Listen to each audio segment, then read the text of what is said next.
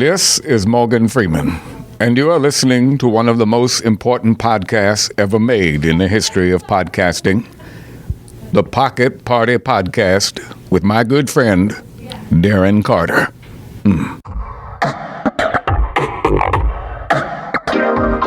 Everybody listen to Darren Carter. Yeah. We all know he's the party starter. So if you want to listen to a podcast for free, listen to a Pocket Party.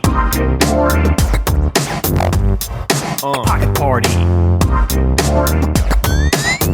Darren. And we're back. Hey, everybody, it's Darren Carter, the party starter, host of the Pocket Party Podcast. I want to thank you guys for checking in week after week. Maybe you listen to every episode. Maybe you just, pop this in once every couple months. Who knows?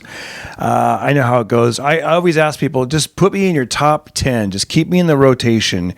You got your Joe Rogan podcast. You got your conspiracy podcast, your MMA podcasts. And now you got the Pocket Party Podcast.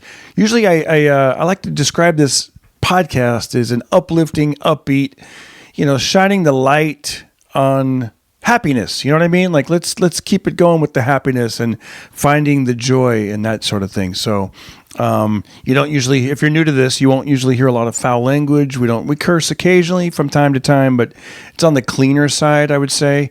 And I'm thinking about adding a new feature of the podcast. Usually I end the episode with asking my guest if they have any words of wisdom, and then I have about 5 or 6 questions that I'll sprinkle in. Sometimes all in one episode. Sometimes I'll skip it. But I'm thinking about starting a new segment, and I want to call. Here's what I want to do. I want to throughout the week. You might hear a phrase like, throw your hat in the ring. Well, I'm curious, and I'll sometimes look it up. I'll be like, where the hell did that come from? Throw your hat in the ring. Where'd that expression come from? So I'll Google it. And I realize it came from the boxing world. There'd be these crowds. They'd be cheering, who wants to fight this guy? Who wants to be the next contender? So people would take their hat off and throw it in the ring.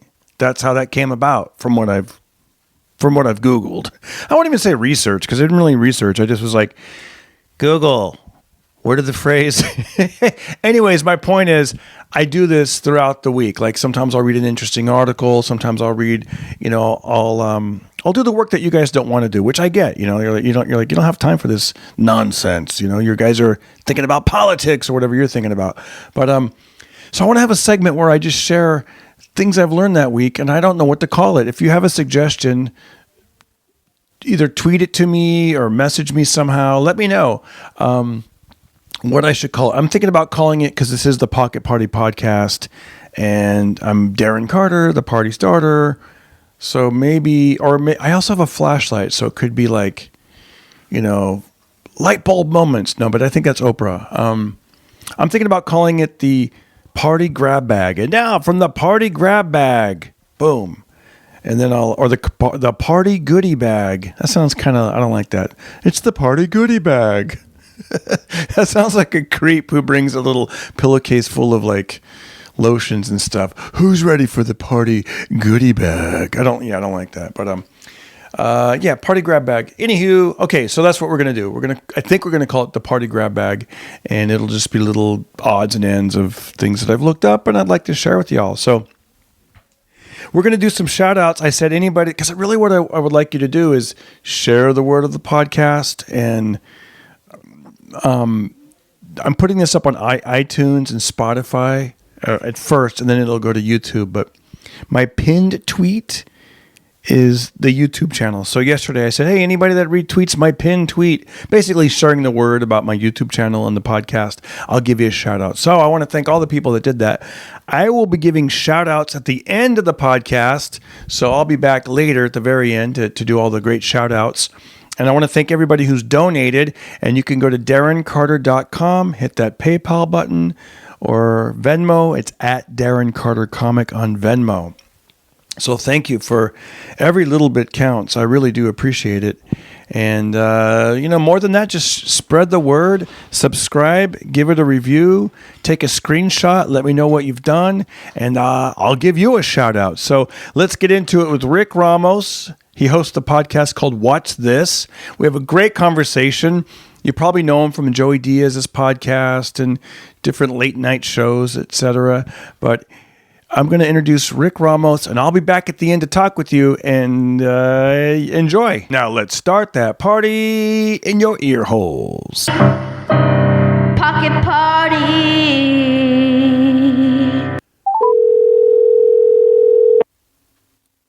And we're back.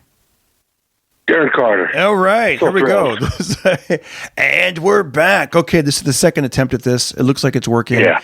Okay, ladies and gentlemen, you know him from KLOS, Fraser Smith's show. Would come on every Sunday. He's got a hit podcast called Watch This, which I'm a fan of. I love listening to that podcast. You know him from Joey Diaz's podcast, multiple appearances, regular at the Comedy Store, paid regular. Name is on the wall from Showtime. Please welcome Rick Ramos. Here's some applause. Yay. Nothing better. That's some people fall asleep to rain. I could fall asleep to that. That would be great. That would just make me feel like things were working out, like it wasn't a nightmare out there. Such a bunch of egotistical sick bastards that we need. We need that kind of, stand-up comedy is one of the weirdest things. It's just like sad, needy people, but at the same time, the most egotistical bastards imaginable. A go screw yourself kind of crowd, but at the same time, please love us. It's really the most schizophrenic existence. Thanks for having me. Appreciate it. You're welcome. Well, I love that thing you say. What is it? We have high self-esteem, but low, incredibly high self-respect. Incredibly low self-esteem. That's it.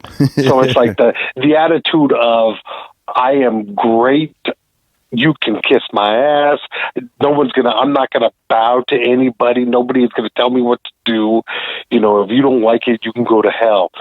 And at the same time, please like me so badly. I just need somebody to validate me and care for me. It really is. It's a schizophrenic existence because you're in people's face. I mean, think about the ego that is necessary to be on stage in a room full of dozens, hundreds, thousands of people. Yeah. And expect that what you're going to say is going to be interesting and captivating to them. That's an incredibly egotistical thing. And I mean, for us, it's just like, how they say that like the number one fear of the majority of people is public speaking.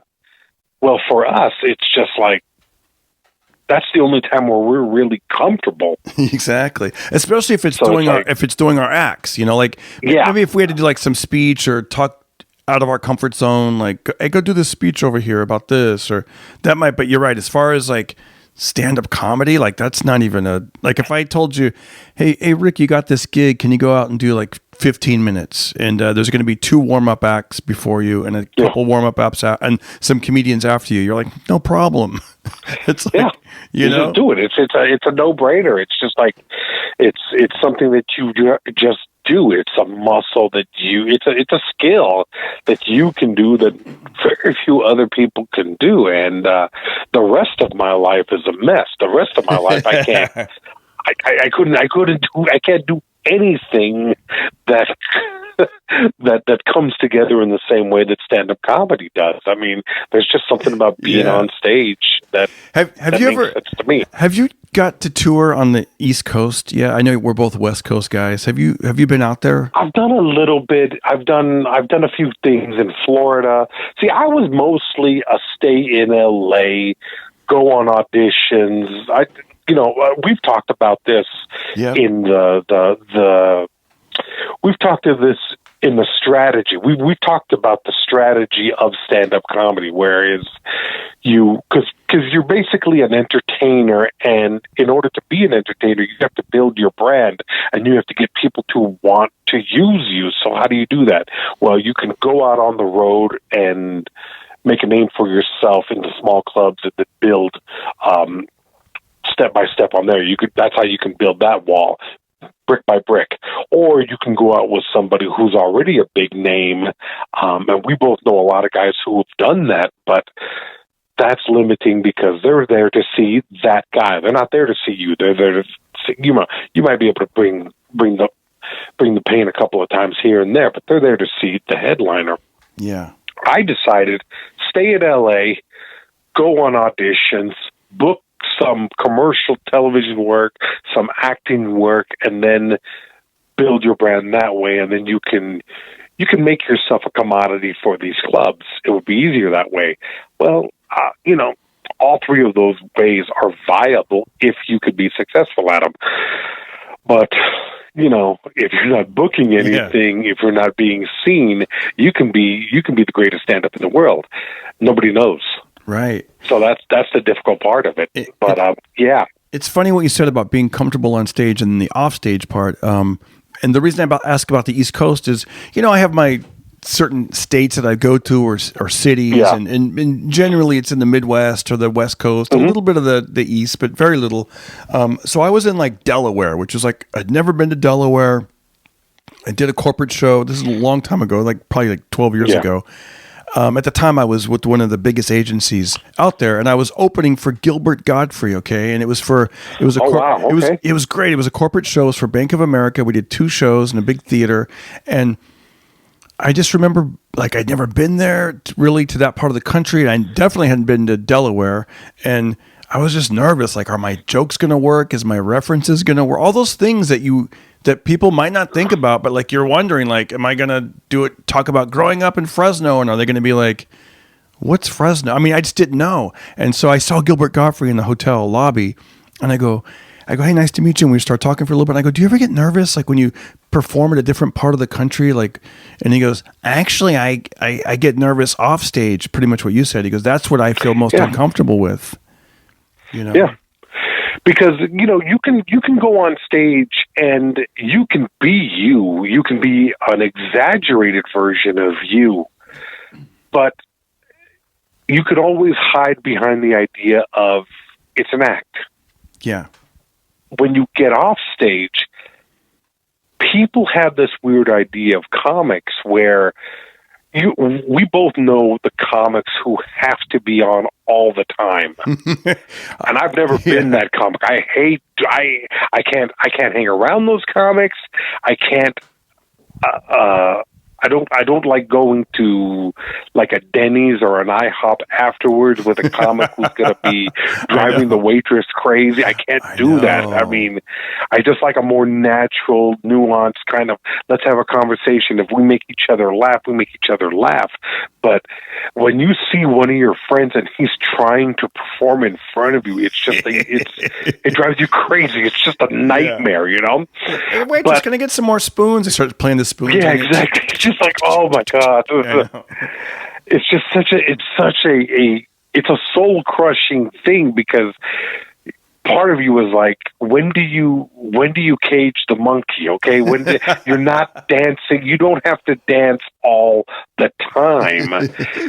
So when you're off stage, either you're with people or you have this need to do that, or you have people who expect you to do that. I've had a lot of people come up to me most of the 25 years that I've been doing stand up, and they're like, if I didn't see you perform, I never would have thought you were a comic. You don't act like a comic off stage. And I'm like, I don't know how to explain that, but if you get to know me, we might make each other laugh and have we could say some really offensive things to each other and the laughs come out naturally. But I've never felt like off stage is the place where you're going to be funny. Yeah, like you said, if something funny if it comes out, it comes out. But it's I think I was more what you just described, the first I want to say the first 6 months, but maybe it was even like the first like year. I was young. It was exciting. I was hanging around the other. Oh yeah, there's nothing worse than a young, excited comic. Exactly. You're like a puppy dog. You just Totally. you could see that tail wagging. You want to be petted. The level of insecurity is so great, and it's like, please just let these guys respect me. Let these guys see that I'm funny. I need that validation. It's really it's sad, but it is who we are. It is true. who we my are. God, Other people do it. That was totally me. I was like 19, 20 years old. I remember I would just be like doing all my voices I could do. I was doing everything I could do. Like I'd be. I remember I was at the radio station. I was answering phones late at night, or I was like the behind the scenes guy. But then I went there during the day, and I think I made somebody laugh. And then by doing some of my voice, and they're like, "Hey," they're like, "I want you to come talk to the program director." And they were having a meeting in the program director's office, and I was like, I'm going to let loose, and I was just doing everything I could, and they thought they were like, man, are you on cocaine? Like, yeah, exactly. Meanwhile, they probably were. Looking back, it was the 80s, So it's so crazy. I remember doing a gig out there in Rancho Cucamonga, Rancho Cordova, where one of those little San Bernardino towns, one of those IE place spots. And I was there with another comic who. How do you like the show so far? Pretty good, right? By the way, here I am acting with John Travolta in the movie Be Cool. Check it out. If you like this show and you want to show your support, every little bit helps. Go to DarrenCarter.com. I'm on PayPal or Venmo at Darren Carter Comic on Venmo. Also, I'm available on Cameo. Also, Jemmy. All right, let's get back into the show. Oh, don't forget to like, subscribe, and share. He just never turned it off. It was a real struggle. I had to stop hanging with him a lot because I couldn't do that. That's exactly. You know when you love somebody but you're like, shut up. Just please shut up. I know. Well, you know what I think my big influences back then were Robin Williams. So you can already picture that. Yeah. Robin Williams. And then I read somewhere, was it either Robin Williams or Steve Martin? I read that after a comedy show, it might have been Steve Martin, he took everybody out into the parking lot of the comedy club and like stood up on a car and did more performance. So I was just like, those were the two guys that I was like, I want to be like that. It was like, and then I didn't stop until I got around until I moved to the Bay Area, and then I saw other like excited, and I was like, ew, I don't want to be that. That's annoying. Yeah, you don't want to be that. Dude. So I was like, let me stop that right now.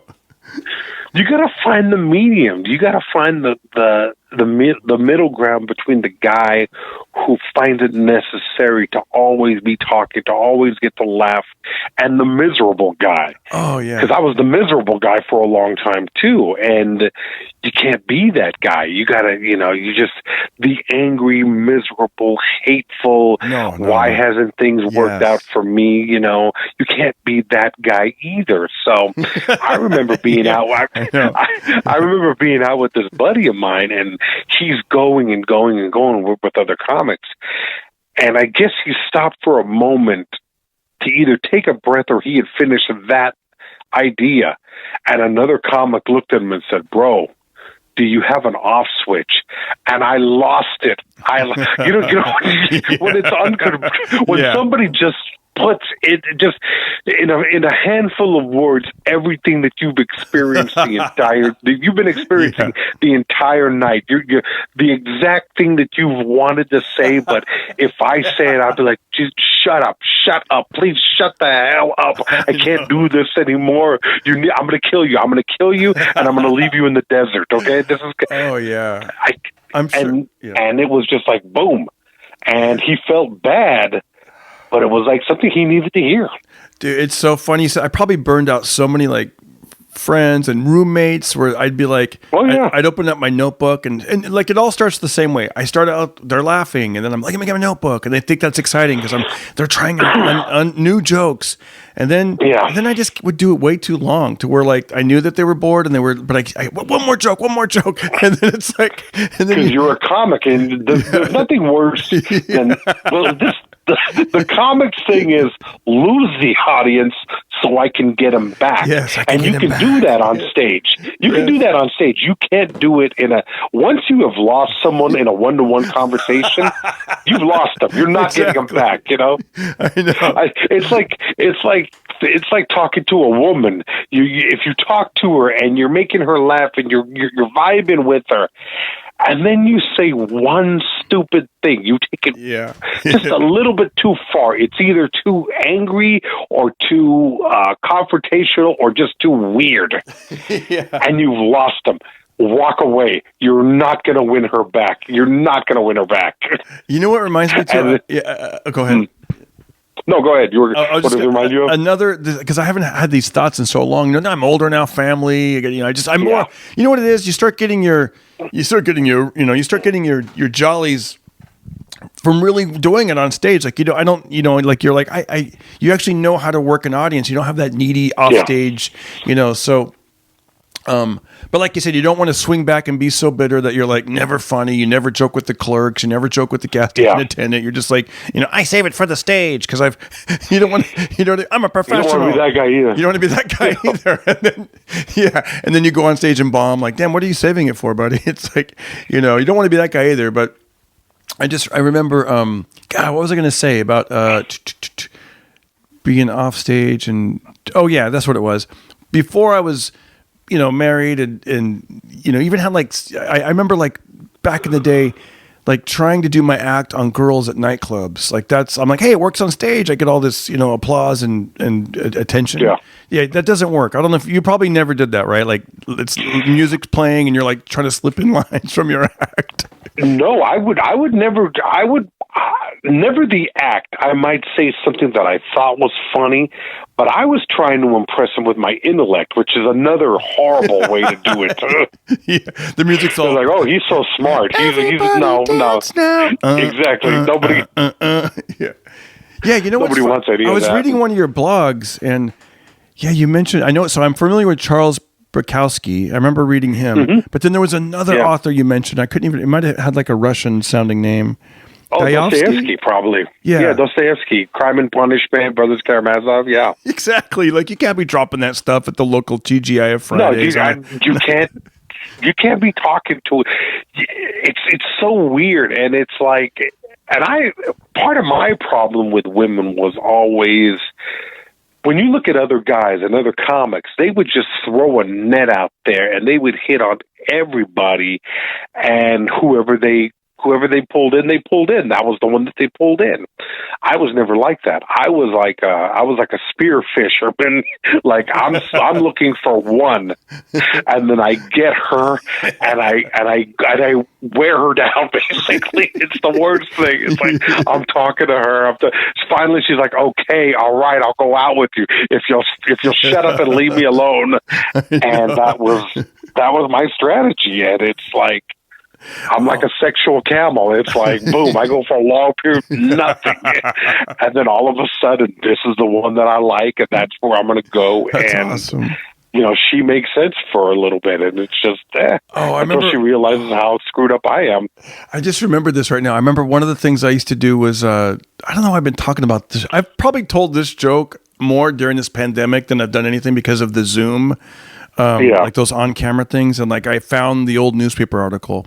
So when I was living in Fresno, I had a roommate, and I used to have the high top fade style with my bright orange. I remember that look. Yeah. And then my roommate goes, dude, they're having a Bart Simpson lookalike contest. It's in the Fresno Bee. And he's like, you would win. Dude, you should totally do it. And I go, really? He goes, you win $100. And then it was probably a Polaroid. I think it was a Polaroid. I did the Bart Simpson face where I make my face look like a Simpson, and I did the little fingers, like the peace symbol, and I won $100. So that was I was in the paper. I won $100. It was my opening joke for a long time. I'd act, I hate this style of comedy, by the way, where I act all fake happy, or I'd be like, hey guys, I got to tell you, I'm real excited. I just won $100. It's all phony. That's why that stuff actually pretty fell flat. Like at the Comedy Store, in the open mics where there was a lot of comedians, because they knew it wasn't real. They might have believed it the first time, but then they see the second and third time, they're like, dude, you didn't just win some contest. But I'd be like, hey, I got to tell you guys, I'm really excited. I just won this Bart Simpson lookalike contest. And then I'd hit the face, I'd mug, everybody would laugh, and then I'd act like a sad guy, and I'd go, the money's gone, the contest is over, and I still look like Bart Simpson, which... So that would be great on stage or great, on the road or whatever. But that was my go-to joke whenever we'd go to it. Well, at least I did it once. I can remember there was a nightclub when I lived in the Bay Area, and my friend goes, let's go tell them that we're comedians from the club next door. And the security guy goes, you guys comedians, tell me a joke and I'll let you in. And so I go, hey, I won this Bart Simpson lookalike contest. I did the face, and he laughed and let me in. But of course, I must have looked so stupid to like the 100 people in line. Like, why is that guy doing that weird like mugging thing? Like, you know what I mean? And now it's like why would I even go to a club? But if you were, you would probably just, let me just stand in line and pay or whatever. Like, I'm not gonna, like you said, let the cage monkey out and. It's the weird thing. It's like there's a level of you stop what I guess in the early days you're so eager to please, and by the end you're just like, just let me do what I do. Just let me do what I do and be honest to myself. And it's like you look back on your act, and it's like you think back. Like I've been doing this.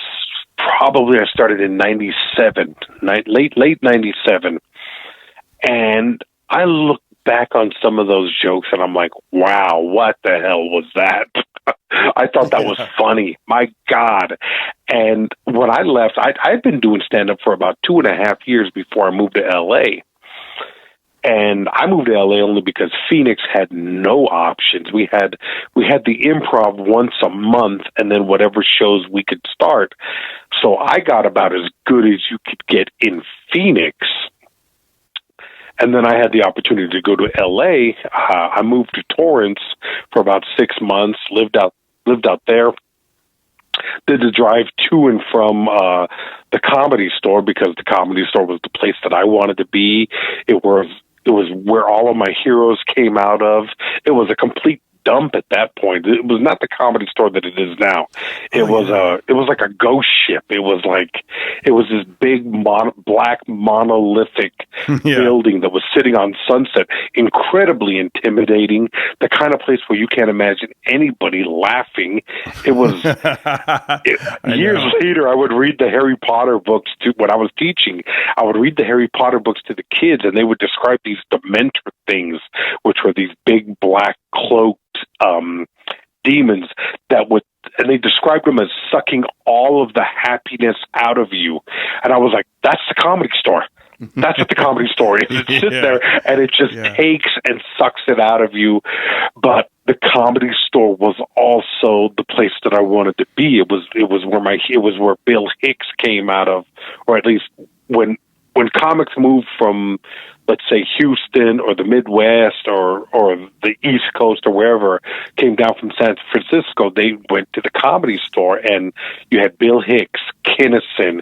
You had Pryor was already big, but Pryor was developing a lot of the stuff that would go into Live on the Sunset Strip. Eddie Murphy would come down there. Paul Mooney was still there, and I was just amazed watching Paul Mooney.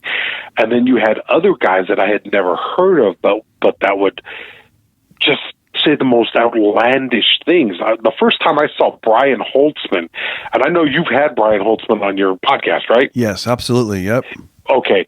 That was some of the wildest, craziest, most offensive things that I had ever heard a human being say.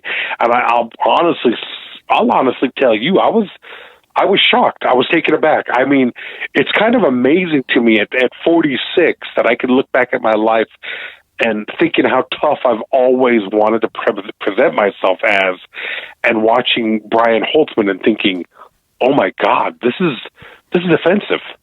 Yeah, he did. I wouldn't think it now. Yeah, for the people listening, he kind of looked like, especially at that time, that movie Falling Down. Is it Michael Douglas? Oh yeah, Michael Douglas. He had that hair. That Elvis style hair and the dress shirt with the little pocket. And he always buttons his collars all the way to the collar, all the way to the top. The pants were high waisted, but always pressed. Never jeans. Always like a material, like not jean material. That slacks, nice shoes. But there was something that you watched it, and it was like, this guy is off. This guy is crazy. He would. And then when I started on some of those sets, he would do like, you get like a 15-minute spot, and I remember there was moments where he was crushing, and it was just sheer brilliance. And then especially back then, like people maybe heckle him, or they'd start walking out. Like he could.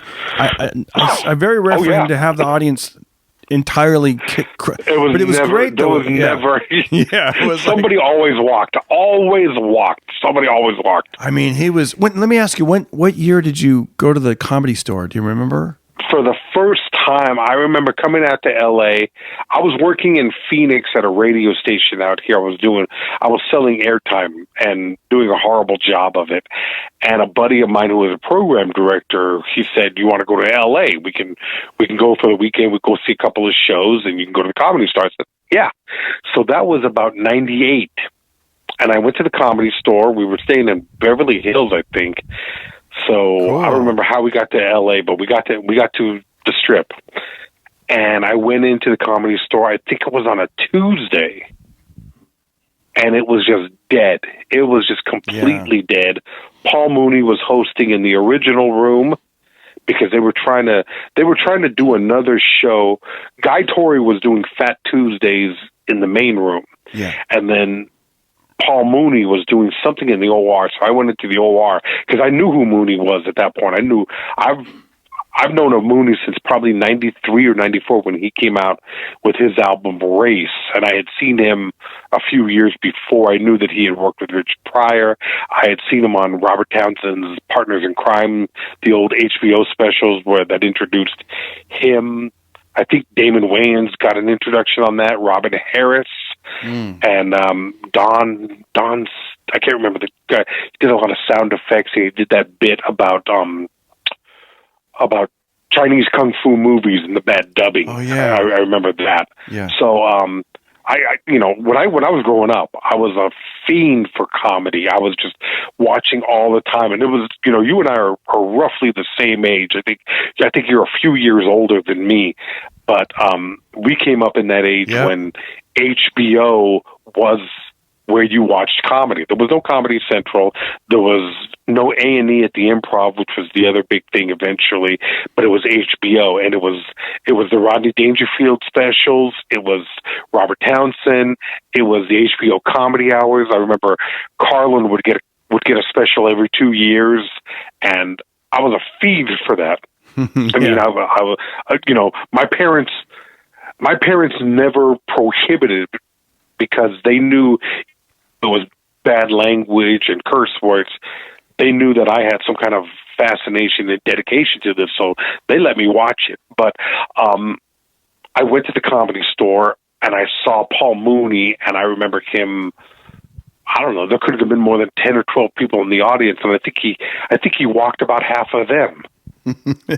And at some point, he brought Brian Holtzman up, and Brian Holtzman walked whoever was left, and it was just, But I'm sitting in the back going, "Oh my God, this is stand-up comedy, and this is the mecca of stand-up comedy," because the Improv has its history, the Laugh Factory has its, and then you have the Ice House and Pasadena, all great clubs, but they don't have that strange kind of cult history status as the Comedy Store. The Comedy Store is its own kind of weird beast.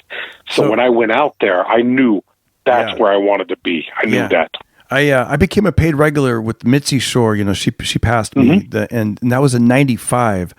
And I was there pretty regularly, I want to say from like 95 to about 99. Then I started getting more college gigs. I started getting booked more at the Improvs. I started, and like you just described, it was kind of dead. And then you'd had guys, like Carlos Mencia. They wouldn't just do the 15 minutes. They would do 2 hours. They would just, they would just run the light. That's what, they would just, I mean, these guys, I love seeing Andrew Dice Clay, but at that time he was doing a lot of time on stage, and Eddie Griffin. I remember Dice doing 2.5 hours. I remember Eddie Griffin coming in one night because I worked the door and I got started on the back door. My buddy was a manager there, and he got me in. He got me in as a door guy, and I would work the back door, and Eddie would come in. and he would do, I don't think he would do less than a 3-hour-long set. Yeah. And I remember one night on Sunday when we had open mics, when we had potluck, the potluck would start at 7, and it would go till, I think, about 9 or 10, and then you would have the employees for about an hour, and then you would have paid Comedy Store regulars who were popping in. So, you work there. The family didn't pay us shit. We got paid, Yeah. I think it was $25. $25 for a shift. Now, you could do a short shift that was like maybe 3 or 4 hours, or you could get stuck there on an 8-hour shift. Either way, you got $25. Dang. So I remember being in there working the back door, and Eddie Griffin comes in, and he went on, I think, 7:40, 7:45, somewhere around there.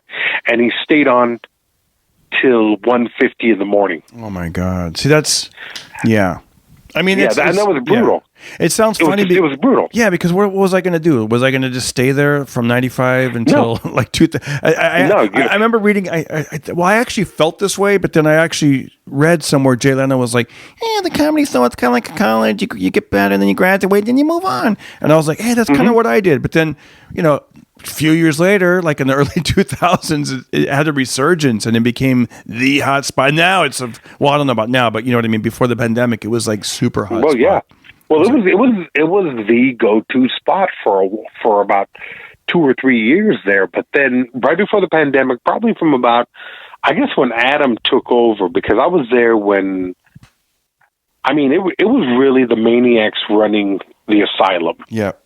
From 2000 to 2005. I worked there from 2000 to New Year's Eve, right before 2006. That was my last shift. And I said, I'm not doing this anymore. I'm not working the back door. I'm not working the door anymore. And they got a talent scout. They got a talent agent named, I don't know if he was a talent agent. He was the booker. He was the guy that set up the week with Mitzi, supposedly. Scott Day? And that was Tommy. Oh, Tommy. No, that was Tommy. Tommy, the infamous Tommy. I'm sure that people have been talking. And I'm not going to hold my tongue. I hated him. I worked with him as a door guy. He was the booth guy. I was the door guy. And I thought we got along okay. But he, for some reason, didn't like me as far as a performer was concerned.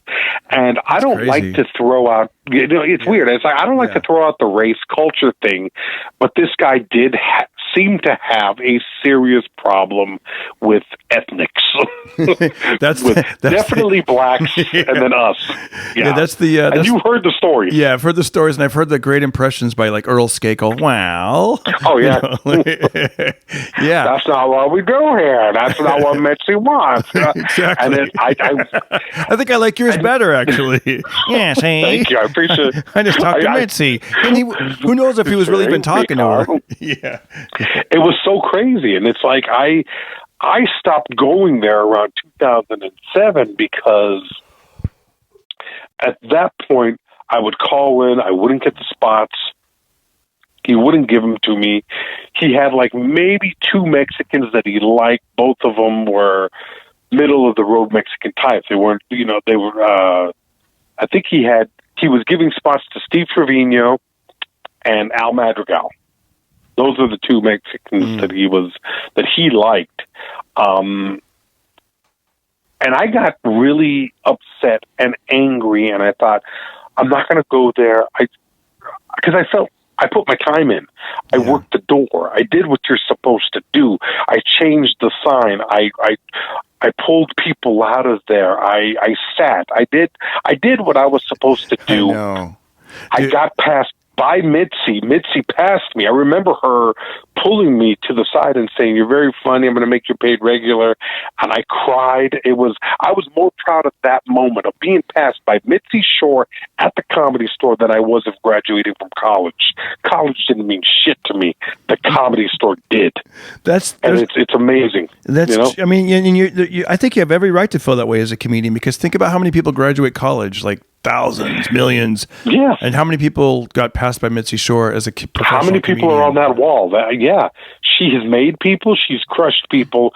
I mean, other people that she didn't like, some people, and they went on and they still made it. That's, it is what it is. But I had a goal and I achieved it.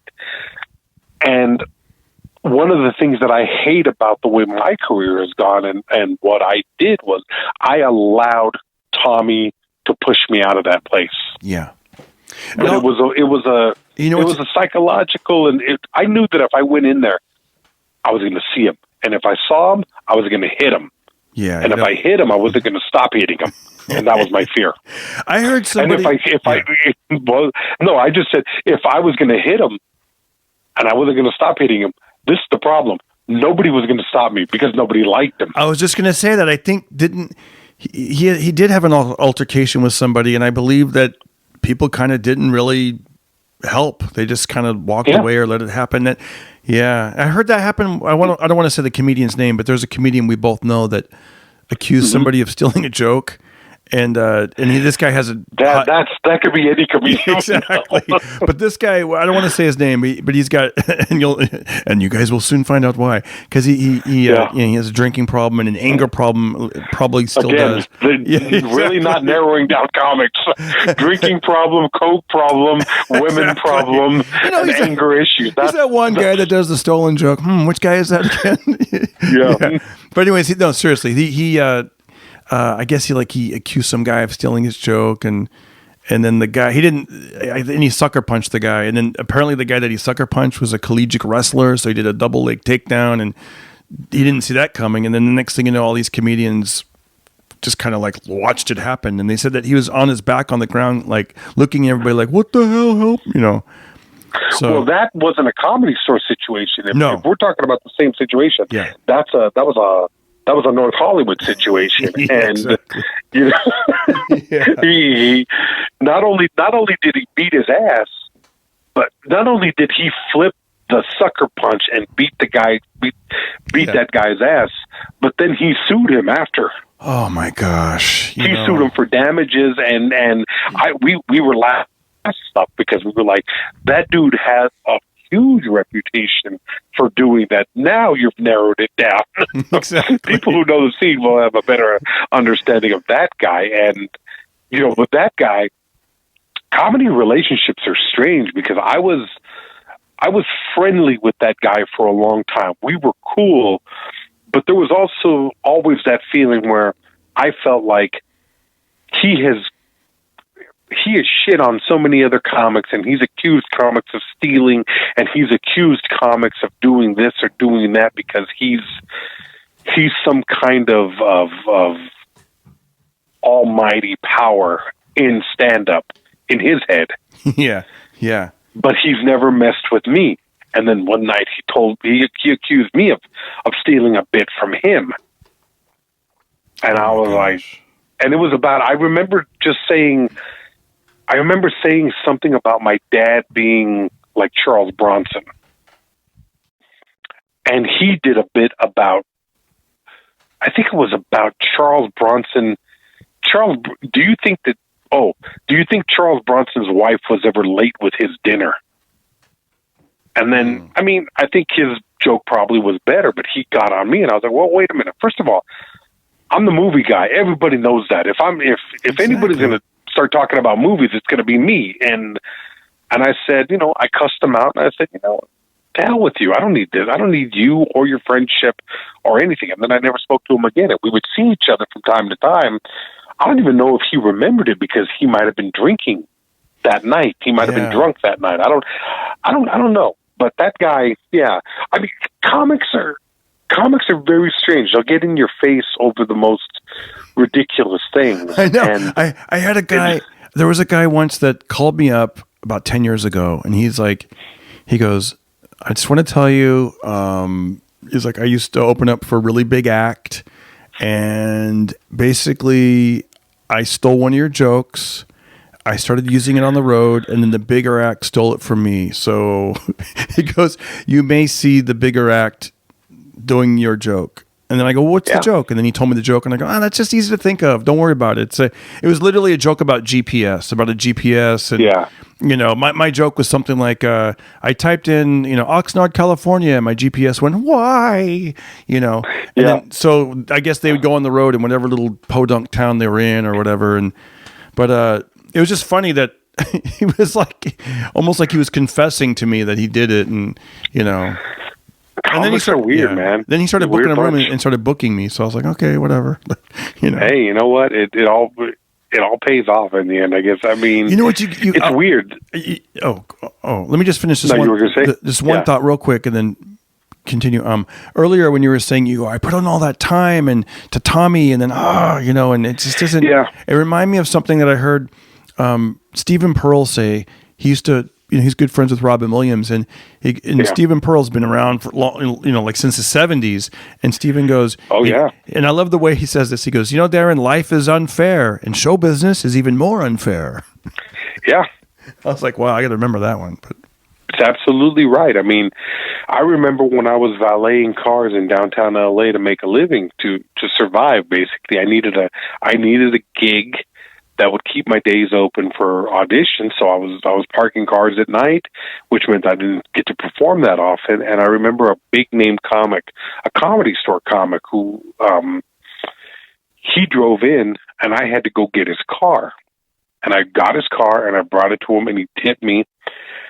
And then I took my break, and I went and I sat in my car, and I was just miserable. I was just I was crying like De Niro in Raging Bull after he threw the fight with Billy Fox. I'm just like, why? Yeah. And it was like, this guy, I don't think he's funny. I definitely don't think he's funnier than me.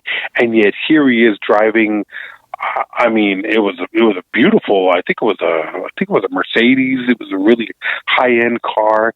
And I'm parking it for him. I'm better than this guy, and or at least I was at one point, because you got to also be realistic about that. You're only as good as when you're getting up. Yeah, and I'm at this point, I'm an old fat ex-boxer.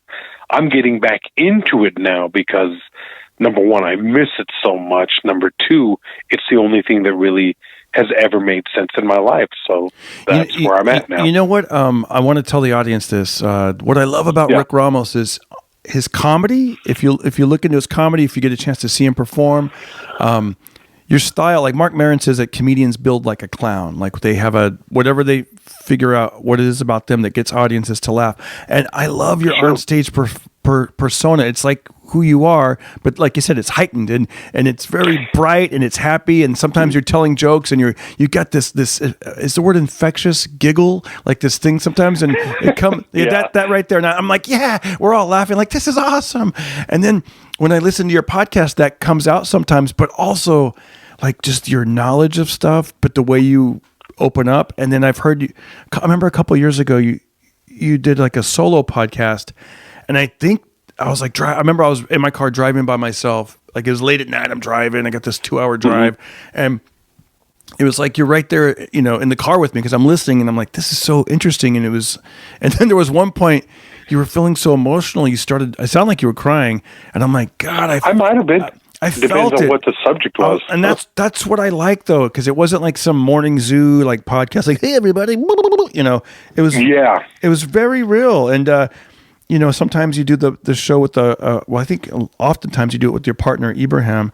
And Ibrahim, we've been doing it together for I think we've been working together for about 2 years. We've known each other for about 11 years, maybe 12 years at this point. But like when I started the podcast, Joey Diaz had come up to me and said, Rick Ramos, you got to talk about what you know. And it's like everybody has a podcast. It just seems like the thing to do. And it's affordable and it's something that you put out there. So I got the equipment, and I started recording with his partner, Lee Syed. Yeah, tell us about that. Like Lee, Mm-hmm. Well, Joey, what they were trying to do was Lee was trying to be a producer, and he was producing, I think, me. He had something to do with Steve Simone's Good Times. I think he had something to do with Jerry Rocha and maybe Agostino. But, a podcast is the kind of thing that you end up just doing yourself. unless you're with a network like All Things Comedy or Spotify or something like that, where it's on a bigger production level. But I started doing it with him because Joey Diaz said, "You know about movies, you should do something about movies." And I'm just like, God, how egotistical do you have to be to think that somebody would want to listen to that? But then I started hearing podcasts were getting bigger, and it was just like people just like to hear people talk. And if the conversation is interesting, then they're going to tune in. So I figured, well, if you can record something that's like a conversation. So I started coming up with different movies that I wanted to talk about, and I would do them with Lee. And Lee was okay as an entryway in, but he's like 15 years younger than me. He gets high a lot. I don't get high. Yeah. And he doesn't pay attention to the movies. He doesn't look at the movies the way I did. So it wasn't how many episodes, a good match. How many episodes did you do with Lee? Any idea? About 34. Yeah. About 34. And you know what was great about that, though, I will say, is because it kind of put it on the map, right? Like Joey promoted it and Lee, and so I'm like, oh wow, that's cool. Let me check. And I remember listening to some of those early episodes, and you're right. Like it would be, he wasn't familiar with the movies, but it actually kind of worked for me. Like, but I liked it. And by the way, Lee, I just had him on a couple of weeks ago. He's losing weight. He just lost 50 pounds. Congratulations. I saw the picture. I mean, I couldn't believe how big he was in that. I couldn't believe how big he was. Yeah. I know. I couldn't believe how big he was in that picture that I saw on Twitter. I was like, wow. I know. Now he's back to the size he was when I met him, and hopefully he'll be dropping even more, because at this point it's a health issue. You can't be that heavy, and COVID did that to a lot of us. I mean, I know I've put on the weight since I've been stuck in this house, but he's 5'4". I found out he was 5'4" and over. Oh, he's tiny. 5'4" and over 300. He was like 338, I think, at his highest.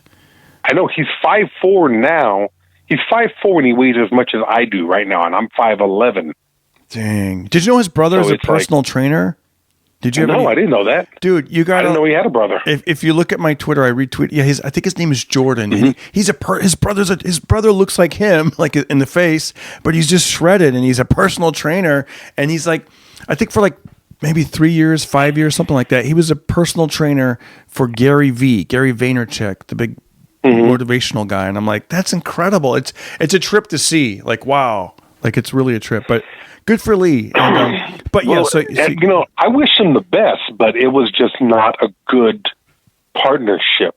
So I went off and he quit. He didn't want to keep working on my podcast. And I was like, okay, just show me what I need to do. And I started recording on some equipment that I had from an earlier project that I was doing. And once I found that I could sit there and actually talk for an hour and a half about a film or a filmmaker or an actor. And I think the first episode that I did after breaking up with Lee was I did an episode about Bill Murray. Bill Murray is like one of my favorite actors. So it came real easily. And then I was just knocking them out every week.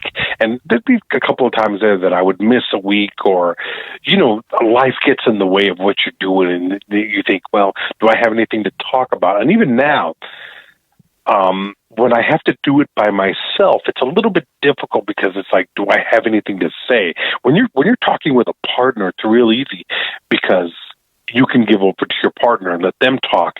Then you play off of that. But when you're doing it by yourself, it's just, what am I going to say? What am I going to say? It's a conversation. It's no longer a conversation. It's just you putting out your feelings about something. So I found that the easiest thing to do is to talk about stuff that I really care about. And I've also realized that as I've gotten older, I'm a lot more emotional now than I was when I was younger. So the sadness, the depression is in there and it comes out, but it's a way of releasing the valve, opening the valve, letting it out, letting people know about it, because it's empowering, you know? Yeah, like you know that it's connecting. Yeah. You know, it's funny, like sometimes I've listened to where I might know a little bit about a person, like, I think it was, for example, the wrestler, like, Roddy Piper. Like, I knew a little bit about him, and I got to meet him, and through Steve Simone, and but I think you did an episode about him, and it was like, man, it was really good, like, because you're talking. Oh yeah. I mean, just stuff like that, like you can really bring the listener in, and I love like your love for the blues comes across, and some of the old outlaw country music, and you'll talk about someone's career. Like I was familiar a little bit with B.B. King, of course, like a lot of us are. But when you went deep into it, I'm like, damn, he's good. And then I started listening to like B.B. King after that, and I got the preset now on my SiriusXM, the blues channel. Every time I get in there, I pop in the blues and just see what's on there. Now I know who Little Walter is. I didn't know who Little Walter was before, and you know who I just discovered for myself? I had no clue to who Albert King was. I never heard of Albert King. Oh yeah. And I'm like, oh yeah, that's the three Kings: B.B. King, Albert King, and Freddie King. Just incredible guitar players. You see, that's what's great, I guess, as life goes on, and later in life you discover something. It's all new to you. You're like, whoa, this person has a whole catalog that's, of great material.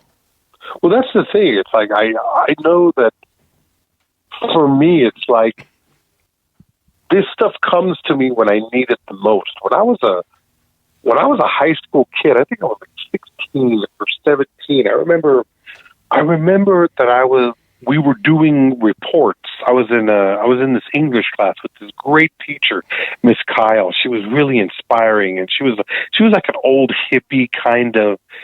You knew that she had lived. You knew that she had had some life. She'd had some adventures. There was a kind of sadness to her, but there was also just like a powerful life force. And I loved being in her class. And I remember the assignment was, we were doing something about drugs and drug addiction. And I wanted to talk about,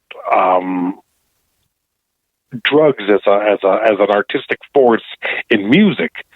So she and I started talking about Jimi Hendrix, and she told me to read the Electric Ladyland book, the book about, it was a bio on Jimmy.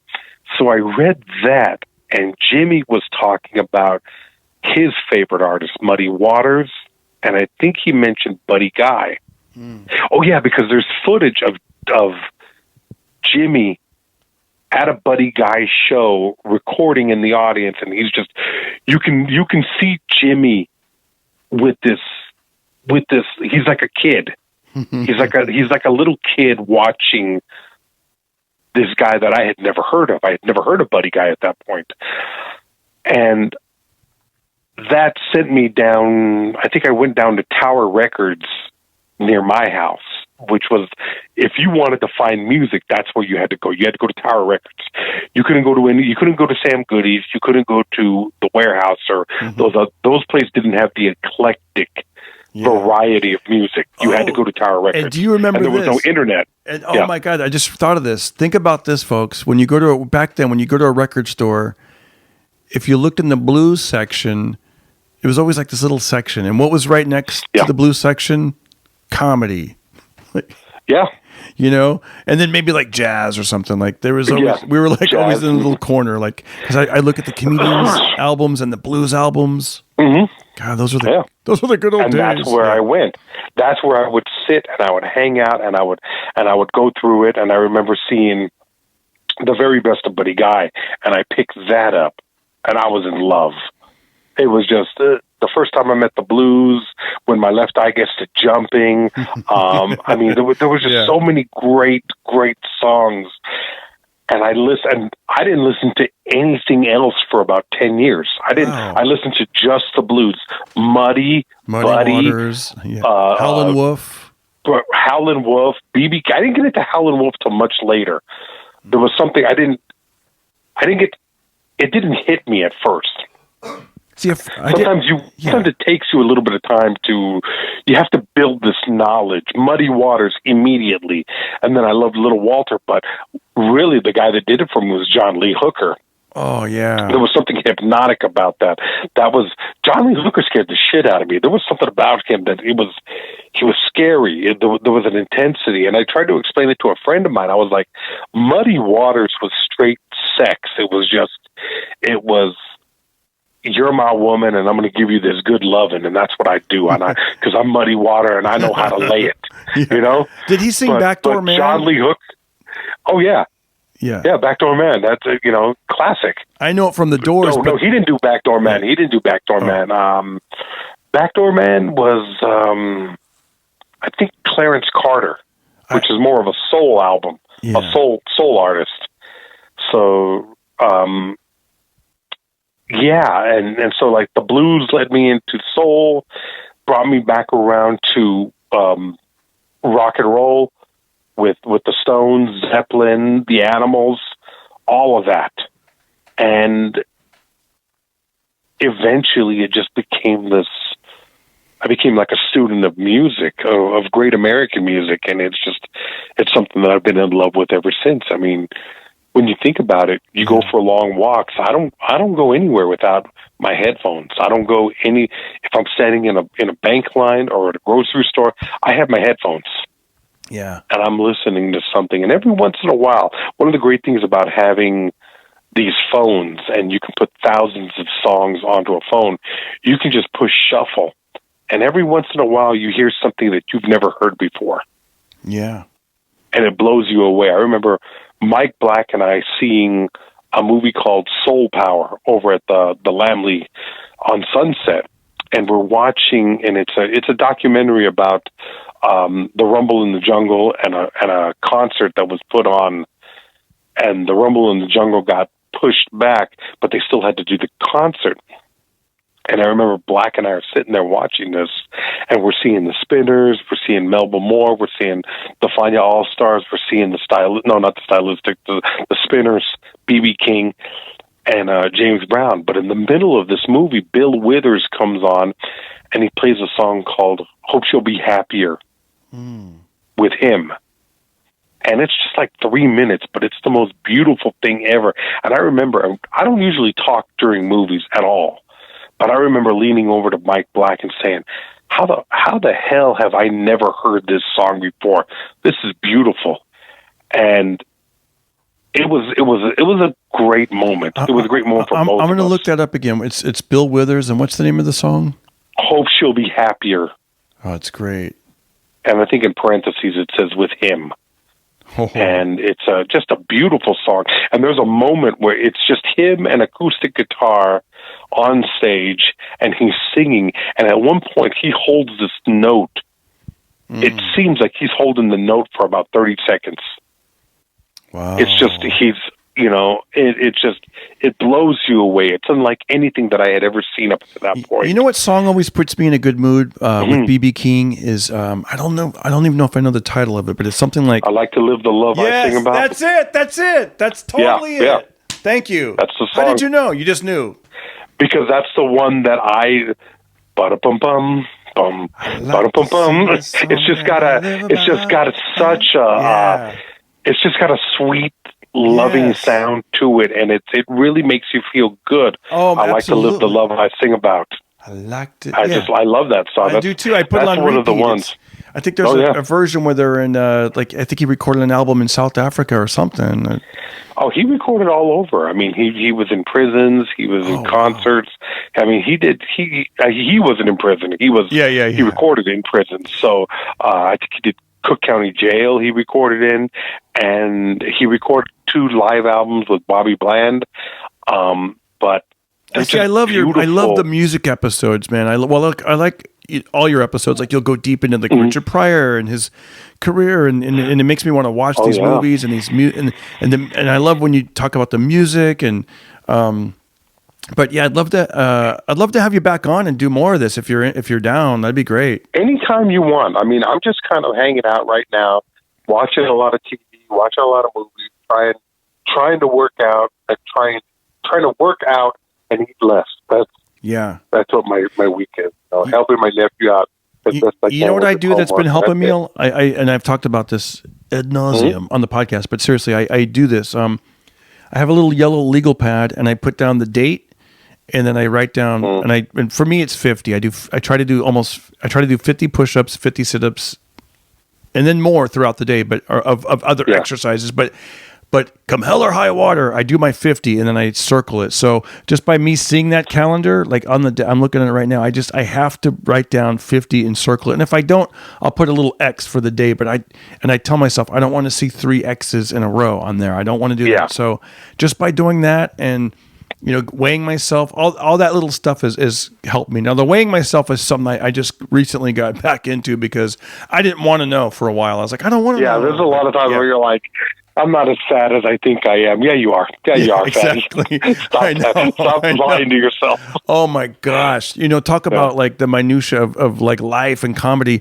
So there was a scale. We didn't think it was working well here at the house. So my wife was like, "Oh, I'm going to buy this new scale." It had great reviews on Amazon. So we get it, and I'm like, "Wait a second, this new scale's making me look like I'm lighter." So now you're starting to question like which scale's the real one. I don't know. And then I'm grabbing a kettlebell and I'm putting it on there, and it's not accurate. And I'm like, "Okay, let me grab these dumbbells." And then I get on the new scale and it's the wrong weight again. And now it's making me, it's like, it's all over the place. So we look back at the reviews and I'm thinking, well, you can't really go by that because maybe all these overweight people were like, I love the new scale. It's so good. Exactly. So I think we're going to end up returning that scale because we just don't trust it. You want a scale that if you're ready to come to terms with that, you're like, okay, this is what I weigh. This is what it is. But I try to go by, but I will say this, my exercise has been completely off the charts. Like I've been doing really good because what else, you know what I mean? I do my comedy and podcast, YouTube stuff generally in the mornings. And then in the afternoons, I ride the bike. I, do my boxing exercises. Like that's what I love outdoor activities and physical fitness. So I've stepped that up. You got to have a plan. You got to force yourself. And I'm the worst at getting on point and saying, this is what I got to do. I'm going to do it. Nothing's going to get in my way. But it's, we also got to look at the fact that we're older now. We're not kids. I mean, I know.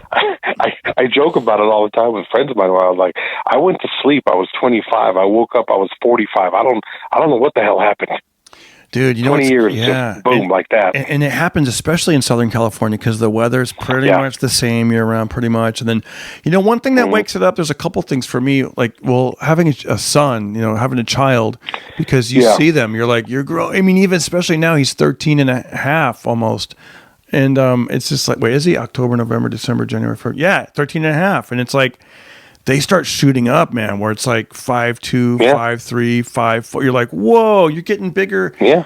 It's crazy. Like, that's what, really brings it home. And then, but, I got to ask you this, and I always like to close the show on this. Sure. I always ask the guests, I say, if you have any words of wisdom, anything you'd like to share with our listeners, something that you've learned along the way in life, what would that be? Something... I guess the best thing that I can put out there is that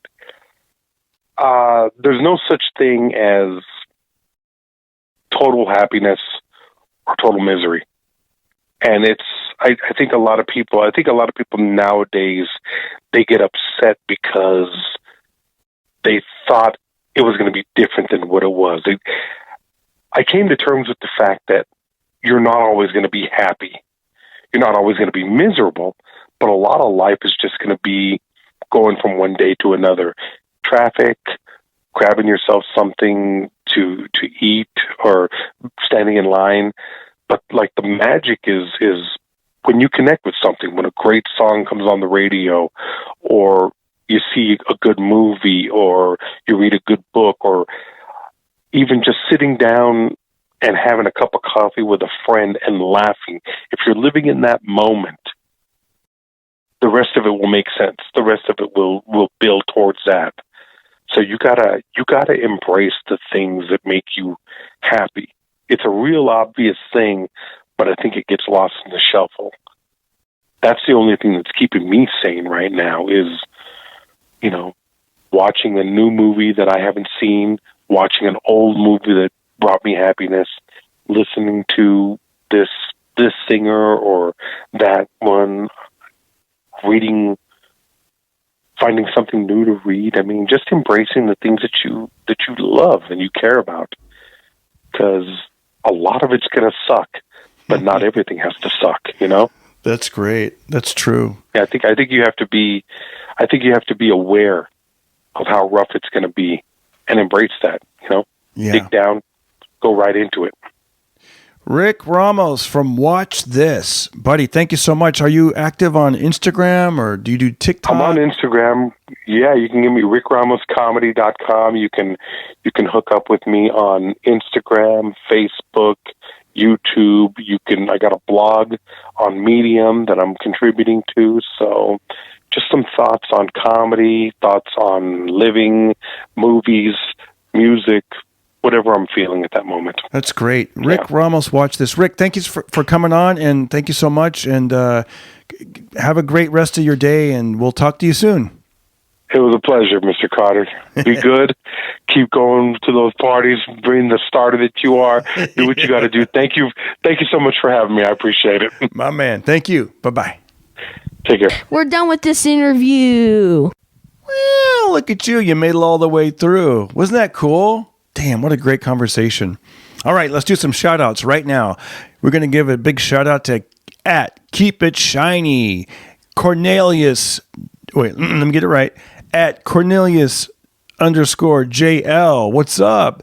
Cindy Watson. Cornelius, I know you personally, man. I can't wait till things are starting to open up again, and I can do that interview with you. I want to. If you still have the van, the classic '70s van, I want to do a little vlog on that and talk to you about that van. That's pretty cool. Big shout out to Phil White, also known as @SSV as in Victor, B as in Bobby, MR, SSVBMR. Shout out to Joseph R. Simon. Shout out to Tank, aka @D Sanchez. Shout out to my Canadian, here we go, Clinton P, and the last name is Desvaux, Desveaux. I even looked it up on Google. Clinton P. Desvaux. Hopefully I got it. Shout out to Haskell 420 for all the donations and the promotions, you guys. Shout out to can't even read my own writing. @DRambus00. DRambus00. Shout out to Callie MEEC. Thank you so much. Thank you, everybody. You guys are the best. You're keeping everyone's spirits alive by listening, by downloading, by sharing the word, and hopefully we started that party in your pocket this week. You were able to pull out your device and be a little entertained. Now get on with your day. Have a great day. Don't hurt nobody, and be careful. Talk to you soon. Do you like the fact that I'm uploading more podcasts? Let me know. All right. And anytime you leave a comment on YouTube, or you hit like, or you share it, it helps out the algorithm. So, huge favor, go to YouTube, pick my podcast playlist, just let it run. Just any of those podcasts, just let them run. They're nice, they're long. Even if you've already heard it, just turn the volume down or listen to it twice. All right. Have a great day, guys. We'll see you soon. Bye. Don't hurt nobody and be careful. Everybody listen to Darren Carter. We all know he's the party starter. So if you want to listen to a podcast for free, then listen to The Pocket Party.